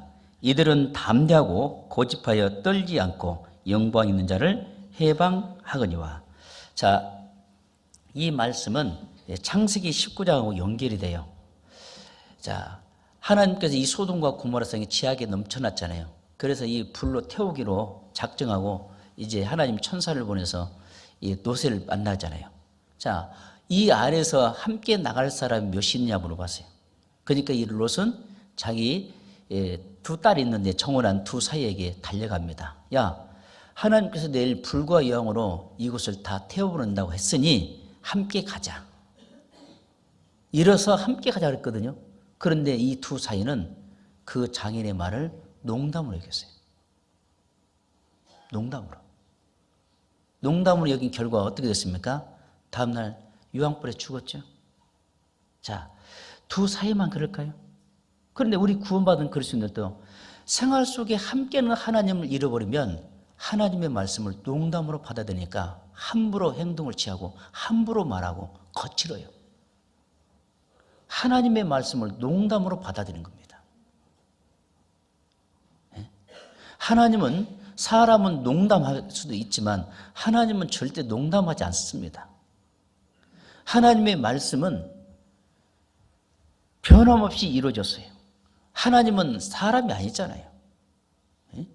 한 번 이 말씀하신 것을 이루어 가셔요. 그리고 이 성경을 기록할 때 대충 기록한 것이 아니라 정말 후회하지 않을 정도로 아주 깊게 생각하고 성경에 기록하면 다시는 수정이 안 되잖아요. 그런데 그 하나님의 말씀을 농담으로 여기면 되겠어요? 민수기 23장 19절에 보면 하나님은 인생이 아니시니 시건치 않으시고 인자가 아니시니 후회가 없으시다. 어찌 그 하신 말씀을 행치 않으시며 하신 말씀을 실행치 아니하시랴. 하나님은 지금까지 이 66권 성경을 기록한 거 다 이뤘잖아요. 이루고 가고 계시잖아요. 그들은 하나님의 말씀을 농담으로 여기니까 뭐가? 농담으로 여기게 한 것이 뭐예요? 자기 고집이에요. 조금 전에 갔잖아요. 그 고집을 빼야 합니다. 그래야만이 하나님 말씀이 이런 것을 들었을 때 예, 순종하고 나갈 수 있잖아요. 예? 그래서 마당만 받고 다닌 사람은 하나님 말씀을 들었지만 마음속에 새겨지지 않다면 마당만 받고 온 거예요. 쉽게 말하면 오늘 교회 나온 거 점만 찍고 간 겁니다. 한 말씀이라도 마음판에 새겨져서 그 말씀이 살아서 내 마음을 변화시키게 하는데 한마디도 남지 않았다면 미안하지만 그분은 마당만 받고 간 겁니다. 그건 신앙생활한 것이 아니죠. 우리 구원받은 그리스도인들은 마당 밟고 오는 것이 아니라, 마당만 밟으러 온 것이 아니라 하나님의 말씀을 듣고 하나님의 뜻에 의해 살기 위해서 이 자리에 왔다는 사실 다 알잖아요. 내가 이 자리에 온 이유가 뭐고 목적이 뭡니까? 마당 밟으러 온 거야 아니잖아요. 그런데 마당만 받게 된다면 그 뭐냐면 고집. 이 고집을 꺾지 않아요. 여러분 그리스도인들이 고집을 꺾지 않으면 꺾지 않은 만큼 손해예요. 제가 손해를 많이 봐서 알아요. 고집 빨리 꺾어야 돼요. 고집을 꺾지 않으면 잘 알잖아요. 자기밖에 몰라. 자기 방식대로 가려고 하는 거예요. 그러니까 부닥치는 거예요. 집에서도 마찬가지입니다. 부부가정에 보면은 대부분 아내들은 아이고 저 양반 안 돼. 고집이 얼마나 센지 몰라. 그래서 포기하잖아요. 안 싸우려고. 고집을 꺾으면, 고집을 내려놓으면 그 집안에 훈훈하고 좋은 것들이 더 많은데 그걸 사용하지 않아. 그래서 우리는요, 보면은 뭐든지 보면은 안 돼부터 시작합니다. 그렇죠? 무조건 안 돼. 왜 안 될까? 태생이 죄인으로 태어났어요. 그래서 항상 이 태생은 죄인으로 태어났기 때문에 옳은 것을 싫어하는 거예요. 그래서 습관이 되고 안 돼로부터 시작됩니다. 교회 일을 뭐 하자고 할 때도 무조건 안 돼부터 시작해요. 왜 안 됩니까? 근데 일하는 안 되는 거 시작돼요. 그런데 여러분 뒤집어서 한번 생각해 봐요. 이안이 있습니다. 이안은 됩니다. 뭐냐? 하나님 방법으로 하면 돼요. 근데 우리는 안 된 거로 시작하니까 하나님의 방법을 잊어버린 겁니다. 하나님의 방법을 꺼져버려서 사용하지 않는 거예요. 그러니까 안 돼 이가지고 싸우잖아요. 자기 고집을 끝까지 꺾지 않아요. 누구도 내 고집 못 꺾어서 자랑합니다. 그건 자랑한 것이 아니라 미안하지만 자기를 깎아내린 거예요. 배려하고 존중이 뭡니까? 정말 배려하고 존중하는 사람은 높임 받습니다. 주님이 실제로 우리를 배려해 주신 거예요. 잘 생각해 보십시오. 우리에게 배려했기 때문에 그 영광의 보좌를 버리시고 천하고 천한 이 자리 구유에 누였잖아요. 그 구유에 누였던 이유가 뭐예요? 우리를 배려했기 때문에, 우리를 사랑했기 때문에 그래요. 네? 무조건적으로 예수님이 십자가에서 우리 죄를 위해서 피를 흘려 죽었잖아요. 우리는 하나님 앞에 보면 진짜 버려지기 같은 인생이었잖아요. 아무것도 쓸모없는 인생이었잖아요. 근데 왜 예수님은 끝까지 우리를 버리지 않았냐 이 말이에요. 우리를 사랑했기 때문에 우리를 위해서 죽어주셨잖아요. 근데 주님은 우리를 그렇게 배려해 주시고 우리를 사랑해 주시고 우리 죄를 지시고 피를 흘려 죽어주셨는데 나는 그 고집을 못 꺾어요. 자기를 보니까 그래요. 그래서 자기 고집을 꺾는 것이 가장 중요하다. 여기 그 노새 사이도요. 고집을 꺾지 않았기 때문에 자기 욕심으로 인해서 자기 고집으로 인해서 결국에는 죽잖아요. 그 신앙생활은 고집이나 자존심을 딱 내세우면 그때부터 손해입니다. 그래서 우리가 모든 일을 교회에서나 가정에 했을 때도 1차는 안 된다는 거예요. 그거는 사람의 생각이고 그러나 구원받은 그리스도인들이기 때문에 성경에 한번 비춰보자 그 말이에요. 성경에 비춰보아서 보고 된다면 그거 믿고 따르면 되잖아요. 그러면 부닥칠 필요 있어요 없어요? 없지요? 대답 안 하신 거 보니까 부닥칠 필요가 없잖아요.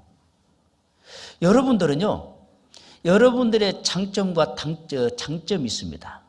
그런데 예를 들어서 어떤 분은요, 10가지 중에 장점 하나 있어요. 근데 9가지는 안 좋아. 그런데 이 사람은 하나밖에 없는 이 장점을 잘 살려냅니다. 그러니까 장점을 살려내니까 9가지 안 좋지만 그것도 다 좋게 보이죠? 반대로 9가지는 좋은데 1가지는 안 좋아. 근데 이 안 좋은 것을 사용하고 있어요. 그럼 어떻게 될까요? 나머지 좋은 것 9가지 다 안 좋은 거예요. 여러분은 지금 여러분 속에 무궁무진하게 하나님을 살 수 있는 장점들이 많이 있습니다. 왜 그걸 사용하지 않습니까? 그걸 사용하지 않으니까 무조건 안 됩니다. 황당한 일이죠. 어느 미술 시간에요. 초등학교 때 선생님이 미술 시간에 그림을 그리라 했습니다. 자기가 그리고 싶은 거 다 그리라고 이렇게 이제 시간을 주었어요. 어떤 아이는 막 산도 그리고 또 어떤 짐승도 그리고 들판도 그리고 꽃도 그리고 있어요. 근데 선생님이 이렇게 쭉 돌아다 보니까 저 끝에 있는 한 학생은 검정색 있잖아요. 이 검정색으로 이 도화지에다가 처음부터 끝까지 검정색 다 칠한 거예요. 아이, 다른 애들은 다 이렇게 그리고 있는데 왜 이런 이상하다. 얘가 좀 뭐가 부족하지 않은가? 그래서 이제 선생님이 좀 약간 이렇게 올라오면서 이제 물어본 겁니다. 왜? 야, 너는 왜 검정색을 그렇게 그림을 그리고 있어? 그러니까 그 학생이 딱 쳐다보거든요. 김 그리고 있어요.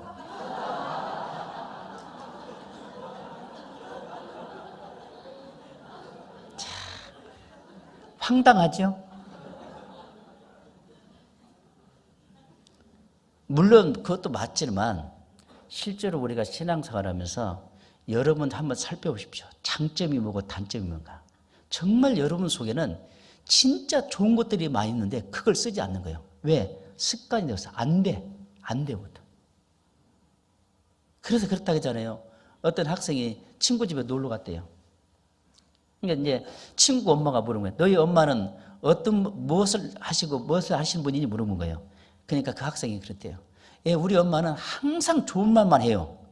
그래서 무슨 좋은 말? 잘했던 못했던 너 좋은 말 때 말대로 좋은 말 때 말대로인 거예요.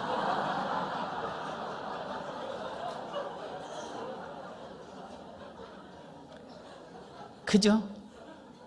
하여간 그 좋은 말을 어디서 사용했습니까? 아주 좋든 나쁘든 다 사용했잖아요.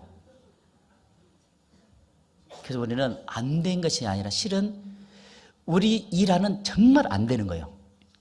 왜 안 되냐? 태생이 죄인이었기 때문에. 그리고 그렇게 살아왔기 때문에 안 되는 거예요. 그 습관이 지금까지 그걸 갖고 오다 보니까 주님 일을 하는데 무조건 안 돼부터 시작돼요. 그러니까 서로 상처를 입어요. 이제 올해는 안 되는 것이 아니라 이안을 사용합니다.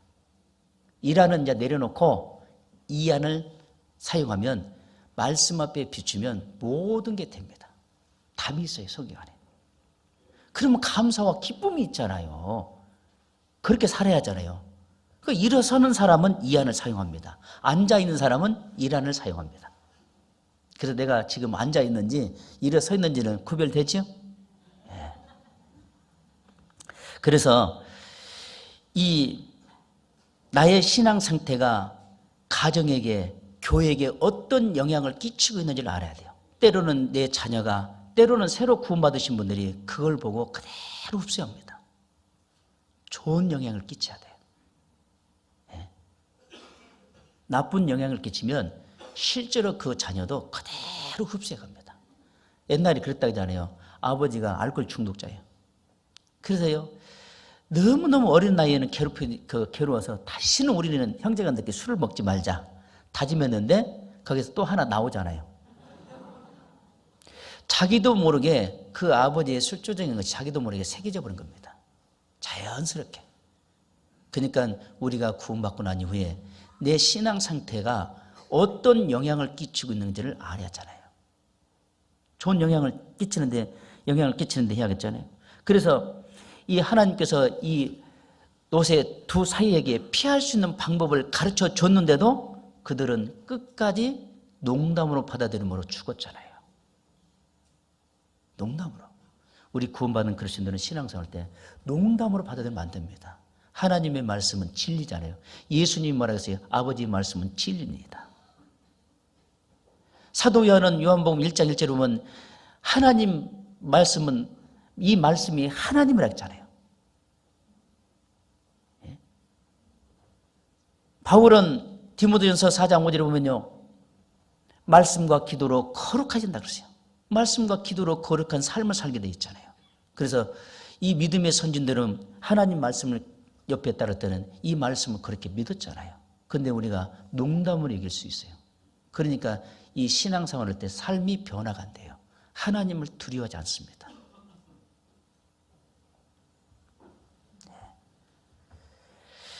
그래서 우리는 또 용서하면서 살아야 하는데 우리는 용서가 안 되잖아요. 왜 안 됩니까? 상대편에 대한 어떤 불편함으로 인해서 나는 절대 용서 안 해. 이유는 그 상대편에 대한 편견이 있고 판단하고 있기 때문에 그렇습니다. 예수님은요, 나의 죄, 모든 사람의 죄를 지고 죽어주셨습니다.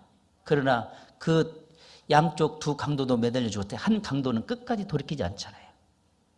그 강도처럼 안 돌이키면 안 되잖아요. 우리는 한 강도처럼 바로 돌이켜야 하잖아요. 우리는 모든 죄를 용서받고 천국 갈 수 있는 그리스도인들입니다. 그런데 나는 용서 못해 하면 안 돼요. 용서해야 돼요. 예? 용서 안 되는 것은 믿지 않았을 때 그 마음을 품고 있기 때문에 그렇습니다. 그게 뭡니까? 미움, 죄, 시기, 질투죠. 이런 것들은 하나님의 살 수 없게 만들잖아요. 여러분, 지금 나는 누구입니까? 내가 구원받기 전에 나는 누구인가, 나는 누군가에 답이 없었잖아요. 이제는 구원받고 나온 이후에는 나는 누구입니까? 나는 거듭난 그리스도인이잖아요. 확실한 답을 얻었잖아요. 그러면 나는 누구인가? 나는 구원받는 그리스도인입니다. 그러면 형제 자매들의 허물을 보였을 때 용서해야 하잖아요. 하나님은 용서라 합니다. 마귀는 용서하지 말라 합니다. 여러분, 지금 하나님 말씀을 듣고 있습니까? 마귀 말을 듣고 있습니까? 용서할 수 없다면, 용서가 안 된다면 미안하지만 하나님 말씀을 듣지 않고 마귀 말을 듣고 있다는 사실을 알아야 돼요. 마귀는 끊임없이 용서 못하게 합니다. 왜? 마음을 나누려고요. 하나님은 용서가 됐을 때 하나가 된다 그러세요. 우리 구원받은 그리스도인들은 이제 나는 그리스도이기 때문에 용서하고 하나가 돼야 돼요. 우리가 그걸 배우러 왔잖아요. 지금 늘 우리가 말씀 앞에 나오면 그걸 배우잖아요. 요한복음 8장에 보면은 간음하다가 현장에 잡혔던 여인이 있었잖아요. 한 손에는 돌을 들고 한 손에는 여인을 데리고 예수님 앞에 들어왔어요. 예수님, 구약시대는 현장에서 간음하다 걸리면 돌로 쳐 죽이라 했습니까? 죽이라 했습니다. 예수님은 어떻게 하면 좋겠습니까? 예수님은 시험을 하겠잖아요. 예수님은 땅에 굽혀서 글을 썼어요. 그 글을 본 순서가 뭐냐면 어른들부터 아이들까지 그 곁을 떠났어요. 그리고 여인만 남았죠. 네 돌아와라 해서 아무도 없잖아요. 그 여인이 누굽니까? 여러분과 나예요. 그래서 예수님은 그 여인의 죄를 다 덮어줬잖아요. 그 말은 뭐예요? 훗날 내가 네 죄를 위해서 죽을 것이니까 다시는 죄 짓지 마. 우리잖아요. 여러분과 나였잖아요. 예수님이 여러분과 나의 죄를 위해서 피를 흘려 죽으셨는데 왜 사랑하지 못합니까?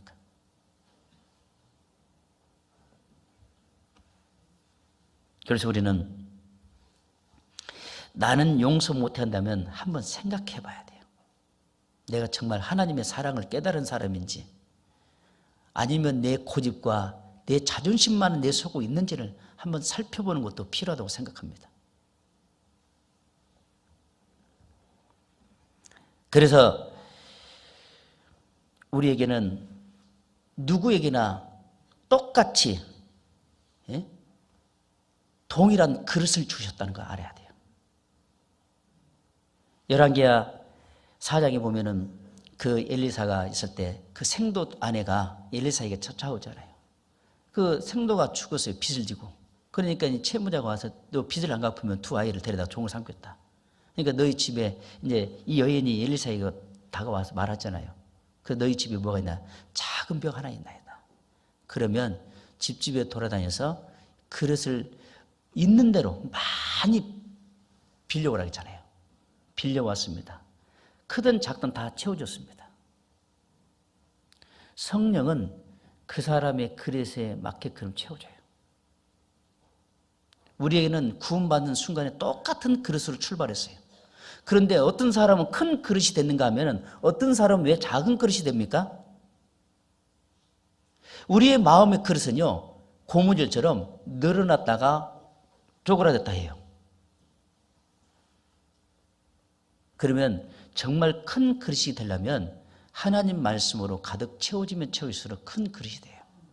그런데 작은 그릇으로 바뀌어지는 것은 고집, 자존심, 죄들, 세상 것들이 내 마음속에 채워지면 채울수록 하나님 말씀이 들어갈 곳이 없죠. 그러니까 작은 그릇이에요. 작은 그릇은 하나님 말씀을 들어도 별로 채워지지 않기 때문에 자기 소리가 커요. 그래서 큰 그릇이 되려면 늘 말씀 앞에서 자기 자신을 무너뜨려야 돼요. 그러죠? 아마 옛날에 제가 3년 전에 아마 말씀한 것 같은데 또 안 들으신 분도 있을 거예요. 오리지널 용각산 소리 날까요, 안 날까요? 나요, 안 나요? 안 나죠? 왜 안 날까요? 가루 있기 때문에, 가루. 그런데 그걸 잘못 관리해서 공기가 내려서 이게 뭉쳐지면 소리가 나죠? 그러면 소리가 나지 않으려면 늘 말씀에서 내 육신의 소욕을 쳤을 때 가루가 되는 거예요. 정상적인 신앙생활을 하고 있다, 그 말이에요. 그러나 비정상적으로 신앙생활을 했다는 것은 세상 것을 받아들이고 내 고집을 받아들이고 내 생각을 받아들이면 그분의 신앙은 정상적인 궤도에서 벗어난 겁니다. 그럼 올바르게 신앙생활을 할 수 없겠죠. 그래서 저는 신앙생활하면서 많은 것을 배우면서요, 판단받고 있을 때 저는 이런 말씀을 통해서 많이 위로받았어요. 잠언 18장입니다.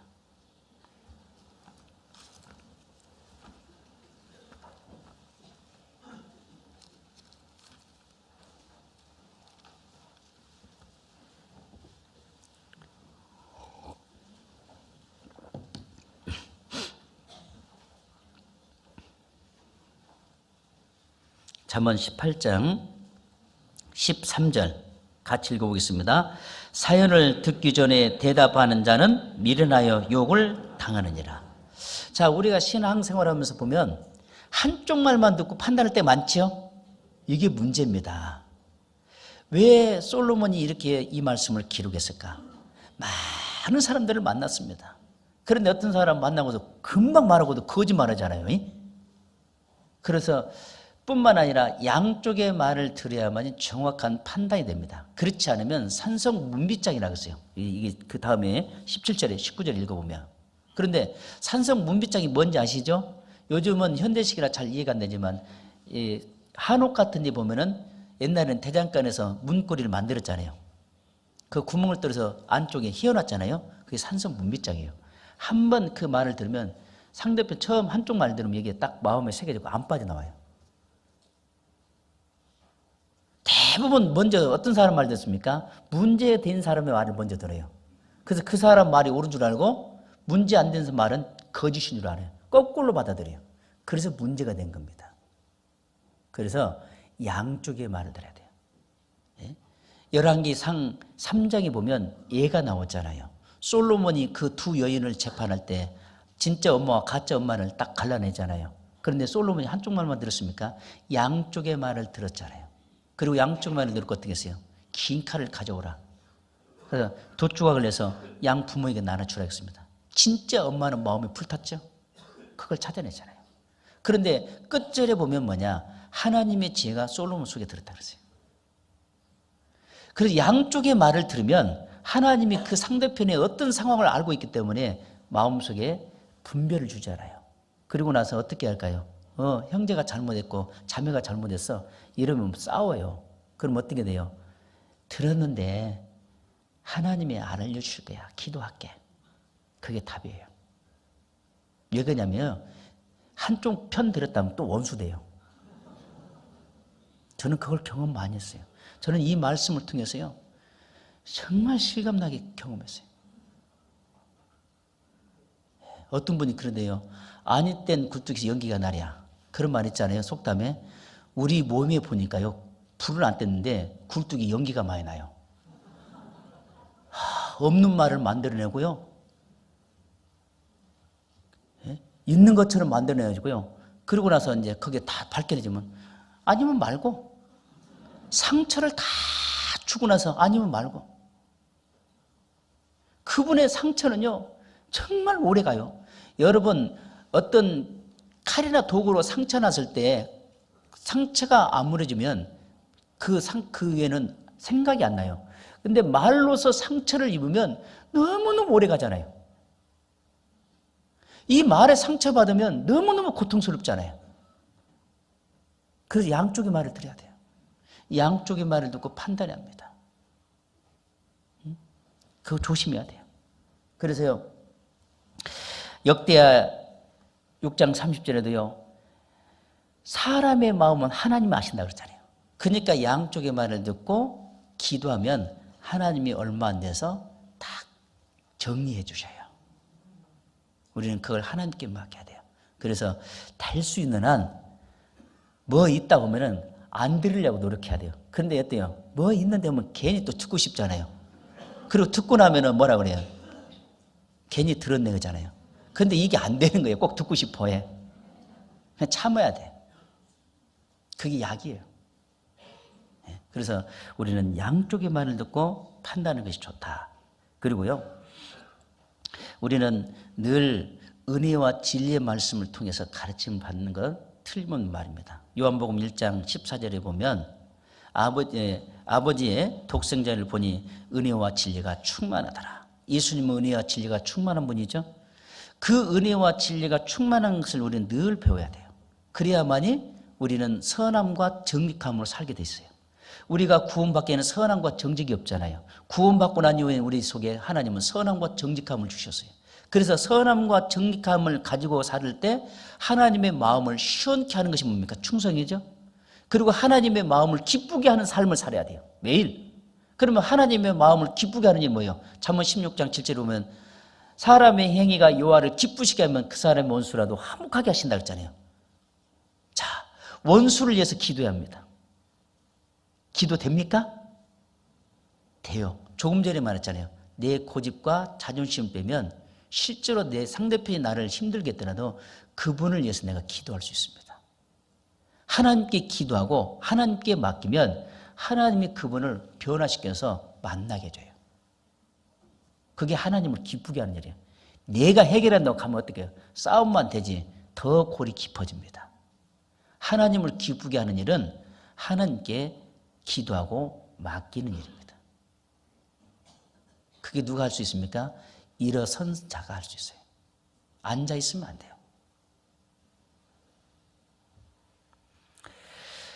그래서 우리는 하나님 앞에 늘 정직하게 살고 우리는 하나님 앞에 소원을, 여러분의 소원이 있죠? 그 소원을 하나님 앞에 구해야 돼요.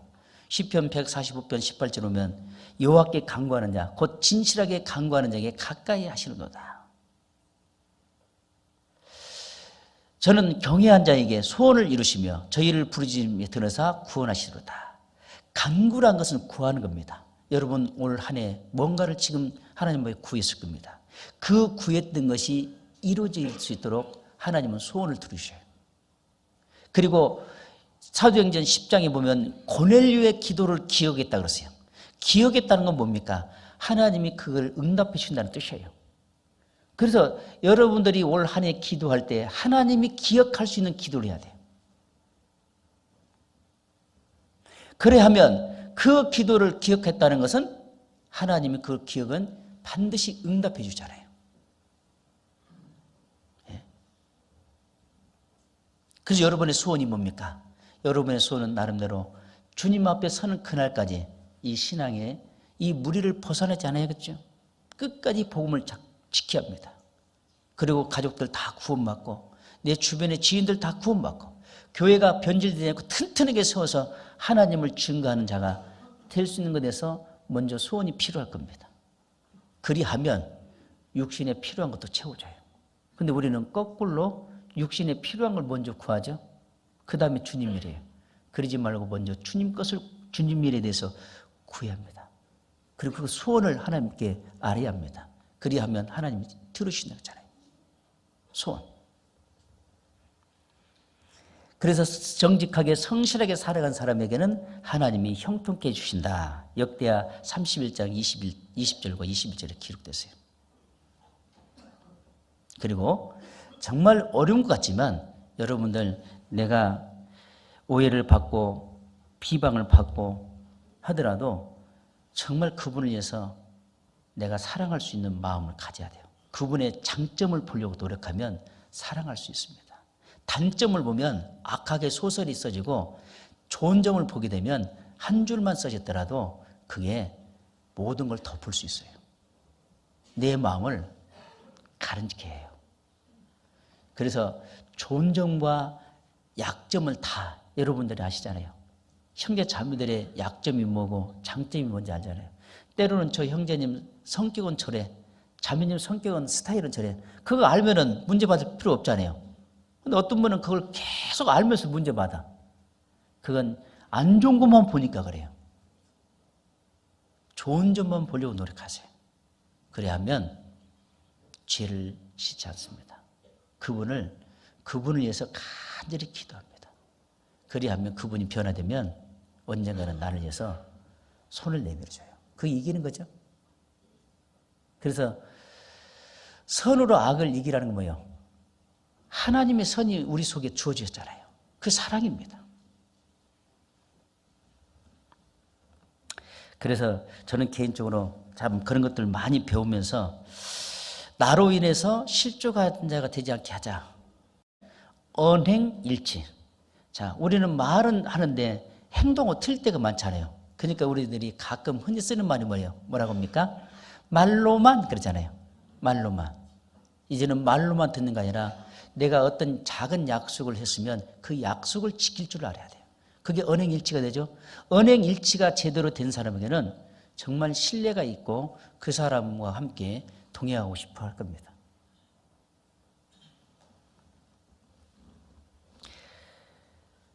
그래서 우리가 때로는 억울한 일을 당하고 참고 기도하고 기다리시면 하나님이 합당한 방법으로 해결해 주셔요. 잘 안 돼요. 그런데 그 말씀을 기억하고 있다면 하나님이요 정말 도와주셔요. 저는 신앙생활이 약할 때는 막 변명했어요. 이제는 변명하는 것이 아니라 하나님과 의논하고 그리고 기다려야 합니다. 하나님 앞에 상황을 내놓고 기다리면 하나님이 해결해 주는데 변명하면 어떻게 해요? 이 사람 저 사람의 말을 옮기죠? 자기 변명하니라고. 그게 독약이에요. 상대편의 신앙도 영향을 끼친 겁니다. 그게 변명하는 게 아니라 하나님과 의논해야 합니다. 그래서 참기 정말 어려운다면 예수님을 바라보십시오. 예수님은 나의 십자가를 지시고 가는 그 길에 넘어졌다 일어섰다 여러 번 반복하며 십자가에 못 박혀 죽으셨잖아요. 그래서 이 십자가는 여러 번 넘어지게 하고 그리고 일어서게 합니다. 이 십자가는 목표점을 향해 걸어가게 합니다. 그 목표점이 예수님의 목표점이 어디였습니까? 골고다 언덕이었잖아요.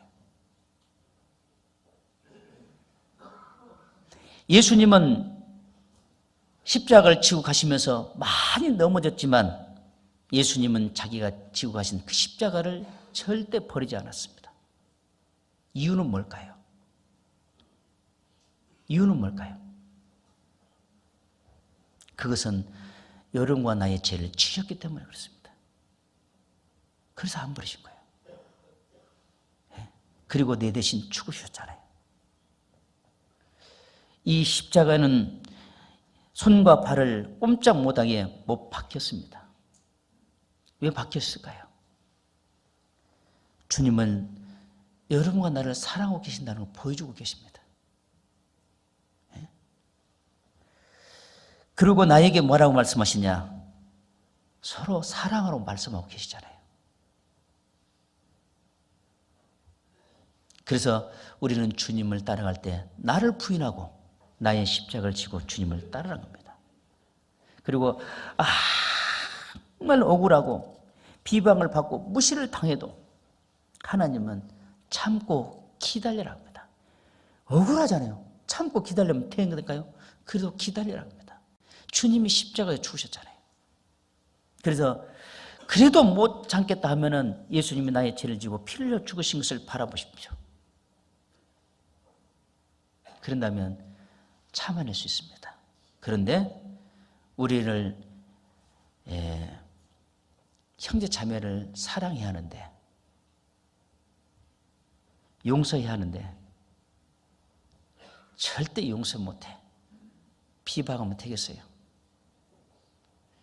십자가는요, 예수님은 그 십자가를 지으실 때 수없이 넘어지고 엎어지고 하면서 끝까지 십자가를 놓지 않았던 것은 나의 죄 때문에 그렇잖아요. 여러분의 죄 때문에 그렇잖아요. 그리고 피를 흘려 죽으셨잖아요, 대신. 그렇기 때문에 우리가 구원을 받았잖아요. 그러면 우리도 당연히 사랑해야 하는 건 당연한 일 아니에요? 예? 당연한 일이잖아요. 그런데 나는 죽어도 못해. 그러면 죽어야죠. 미안하지만. 제가 조금 전에 말했지만 제가 이런 설교를 못했던 이유가 사랑을 못했기 때문에, 이제는 사랑할 수 있기 때문에 제가 자신 있게 말하는 거예요. 하나님이 그 힘을 주셨고 나의 인격을 다듬어 주셨고 그 아집과 고집을 많이 빼주셨어요. 그래서 신앙생활은 진짜 잘할 수 있는 것은 힘만 빼는 건 빼면 되는구나. 그 힘이 반복적인 얘기지만 고집과 자존심이었어요. 늘 그걸 빼려고 노력해요. 어제 저녁에 목사님 말씀한 것도 보이는 형제 자매를 섬기지 못하면 주님을 섬기지 못하잖아요. 정말 우리 형제 자매는 여러분들은 한 분 한 분 다 귀한 분이에요. 우리가 볼 때는 별로 못 느끼겠지만 하나님 보시기에는 정말 귀한 분이에요. 구원 받았으니까. 그러면 구원 받은 사람들은 다 귀하니까 귀하게 보고 사랑해야 하잖아요. 좀 부족한 부분이 있으면 덮어주고 기도해주고. 예? 그래서 우리는 정말 사랑해야 합니다. 왜 사랑해야 하느냐? 사랑이 한 곳에 하나님이 역사와 능력이 나타나고 구원의 역사가 일어나기 때문에 그렇습니다. 만약에 사랑이 없다면 주님의 능력, 역사가 일어나지 않습니다. 그걸 내가 방해하고 있다는 사실을 알아야 돼요. 내가 형제 자매를 사랑하지 못하면 내가 주님 일을 지금 방해하고 있구나. 그리고 빨리 돌이켜야 돼요. 빨리. 그래서요, 우리는 하나님 앞에서 늘 무릎을 꿇어야 합니다. 시편 95편 6절에 보면 오라 우리가 굽혀 경배하며 우리를 지으신 하나님 앞에 무릎을 꿇자. 자, 무릎을 꿇는다는 건 뭐냐면 하나님 말씀을 듣고 하나님 말씀에 의해서 살겠다는 뜻이에요. 늘 우리는 하나님 앞에 무릎을 꿇어야 하잖아요. 옛날에 그 조선시대 보면은 왕이 신하에게 어떤 명령을 일을 시키려면 뭐라 그래요? 전하 하며 하옵소서 그러잖아요. 그리고 어떻습니까? 앞에서 무릎을 다 꿇고 고개를 숙이고 그 귀를 기울이잖아요. 그리고 어명을 받들겠나이다. 우리가 하나님 앞에 무릎을 꿇는 것은 하나님 가르친 말씀을 듣고 그 말씀대로 살겠다는 뜻 아니에요? 그래서 늘 우리는 하나님 앞에 무릎을 꿇고 살아야 돼요. 그래서 이 죄는 왜 무릎을 꿇느냐? 우리 태생이 죄인이었잖아요. 그리고 우리는 늘 나의 죄를 돌아보고 나의 죄를 하나님께 고백해야 돼요. 시편 32편 5절에 보면 내가 이르기를 내 허물을 여호와께 자복하리라 하고 주께 내 죄를 아뢰고 내 죄악을 숨기지 아니하였더니 곧 주께서 나의 죄악을 사하셨나이다. 다윗이 간음하고 살인한 이후에 자기 신앙을 늘 돌아봤는데 그게 139편이에요. 그리고 창조주 하나님의 눈이 얼마나 예리하고 밝은지 그리고 자기의 일거수일투족을 다 보고 있다는 것을 다윗이 깨달은 거예요. 그리고 늘 끝절에 보면 내가 하나님 앞에 무슨 악한 일을 행하였나 나를 살펴보시고 나를 영원한 길로 인도하소서. 늘 자기 신앙을 살펴보는 다윗. 그래서 끝까지 자기 신앙을 지켰잖아요. 내 신앙을 끝까지 지킬 수 있는 방법은 자기 하루 일과 중에 잠자리 눕기 전에 내가 교회에게 혹시 형제 자매들에게 또는 만난 사람들에게 어떤 상처를 주고 또 실수한 것이 있는가 한번 살펴보고 그리고 돌이키는 것도 바람직합니다. 서 있을 때 그래요. 누워 있으면 그거 바라보지도 않아요. 그리고 우리는 항상 하나님의 말씀을 앞에 세우고 가는 것이 바람직합니다. 왜 그러냐면 말씀이 앞에 가야지 내가 말씀 앞에 가면 교만해져요. 그래서 요한복음 10장에 보면 예수님이 양들을 내은 후에 앞서가면 양들은 내 음성을 듣고 따라오게 그랬잖아요. 우리는 주님의 말씀을 듣고 주님을 따라가야 하잖아요. 근데 주님의 말씀을 듣지 않고 앞서가 버린다면 그거 교만해지죠? 그때 많아요. 여리고성을 무너뜨렸어도 언약궤를 앞에 세우고 하루에 한 바퀴씩 돌고 일곱째 날 7바퀴 돌고 고함을 지르라 했잖아요. 그렇게 하니까 여리고성이 무너졌어요. 만약에 언약궤를 뒤에다 대고 뒤에서 메고 갔다면 무너졌을까요? 이것은 무슨 말하는 겁니까? 말씀이 앞에 세우면 말씀이 다 우리 신앙생활을 하는데 어려움이 없도록 지켜주시고 도와주셔요. 그래서 내 앞에 늘 말씀을 앞에 세워야 합니다. 그리고 일어서 있는 자에게 하나님은 형통케 해주십니다.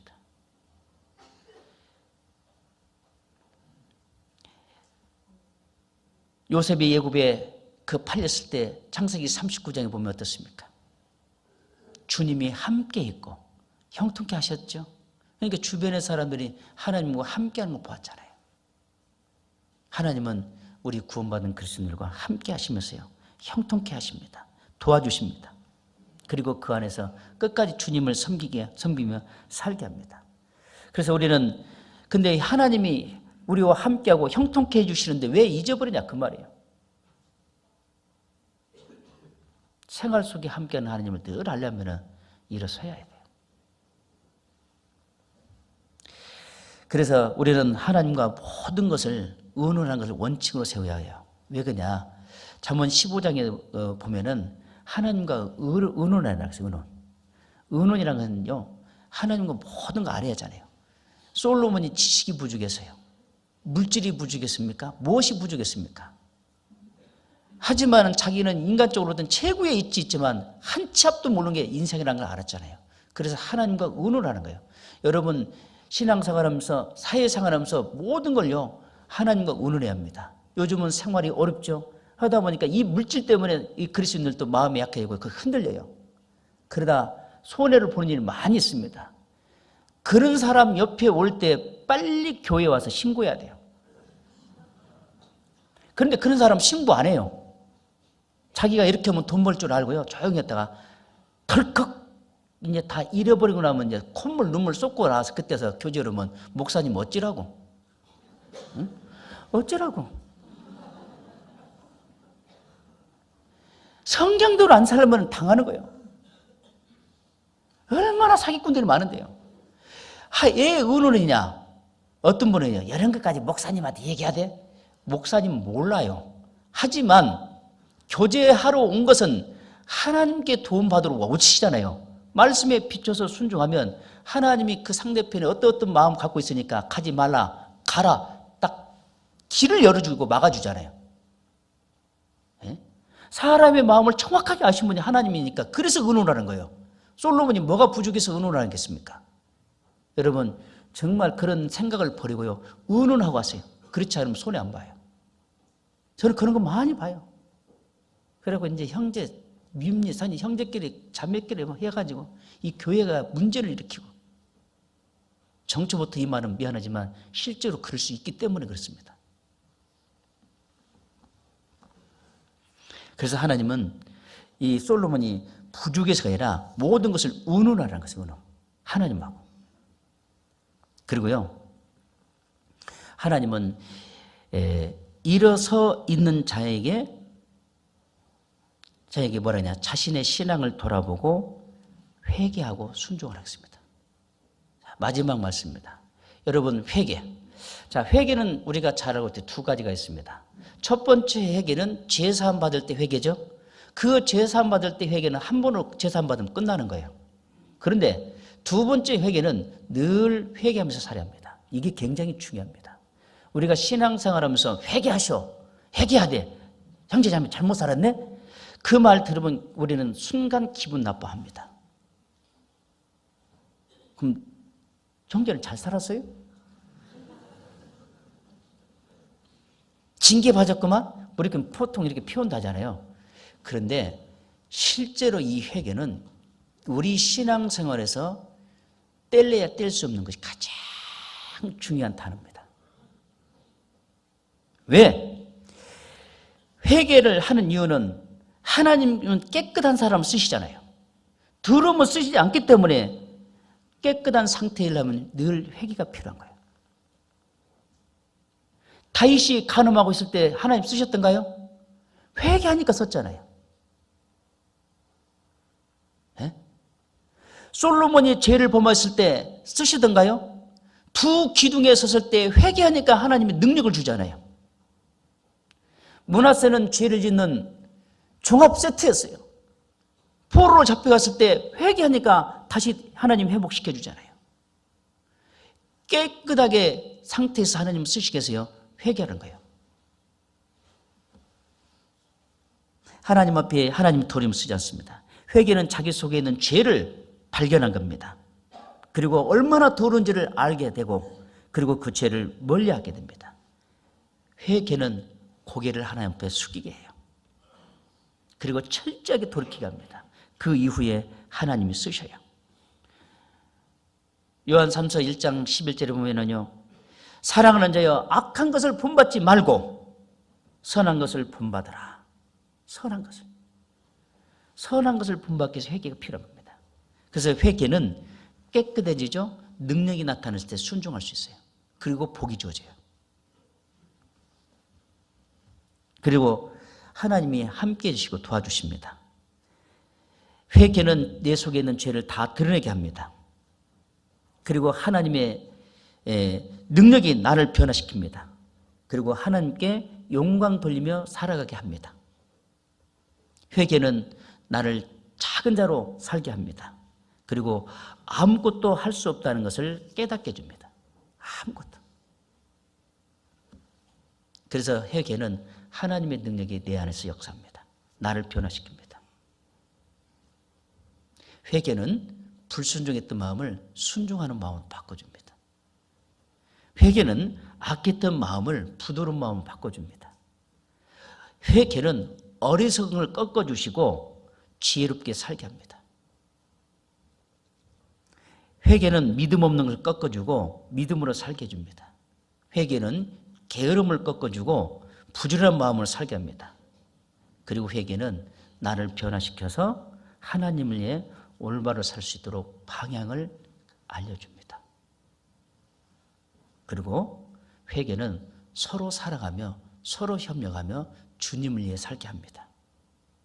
회개는 하나님만을 의지하며 하나님의 계획을 보여주고 살게 합니다. 얼마나 회개가 중요합니까? 그래서 올 한 해 우리의 신앙이 앉아 있으면 안 됩니다. 이제 신앙이 회복했으면 일어서야 하잖아요. 그죠? 병원에서 환자가 이제 입원했습니다. 나오면 어떻게 해야 돼요?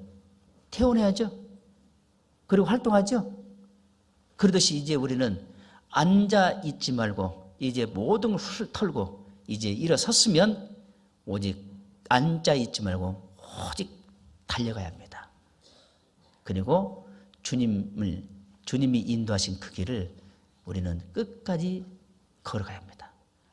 이제는 좀 피곤하다고 앉아 있으면 안 돼요. 예? 이제 깨어 있어서 우리는 기도하면서 마귀의 시험에 들지 않고 늘 깨어 있는 삶으로, 그리고 서 있는 삶 속에서 주님을 살다가 주님을 영광스럽게 만나는 그런 구미 지역 모든 형제 자매들이 되었으면 좋겠습니다. 기도하겠습니다. 살아계신 우리 주 하나님 아버지, 진심으로 감사를 드립니다. 우리가 무엇이간데 하나님께서 구원해 주시고 영원한 천국 소망을 가지며 살게 해주신 주님, 진심으로 감사를 드립니다. 뿐만 아니라 이 거룩한 무리 가운데 거하게 하셔서 늘 저희들에게 필요한 말씀으로 가르쳐 주시고 정직하게 선하게 살게 해주신 주님, 진심으로 감사를 드립니다. 주님 앞에 서는 그날까지 우리 형제 자매들 서로 사랑하고 서로 협력하고 서로 기도하고 이루하면서 복음을 전하고 하나님의 이름을 높이고 하나님을 증거하며 살 수 있는 한 해가 될 수 있도록 도와주시옵소서. 특별히 이 구미 지역에 이뤄진 영혼들 위해서 이 교회가 곳곳에 세워졌습니다. 그곳에 많은 영혼들을 불러 모아주시고 많은 역사를 올 한 해 이루어주시기를 간절히 기도합니다. 모든 걸 하나님께 의지하며 우리를 죄에서 구원하여 주신 예수님 이름으로 기도드립니다. 아멘.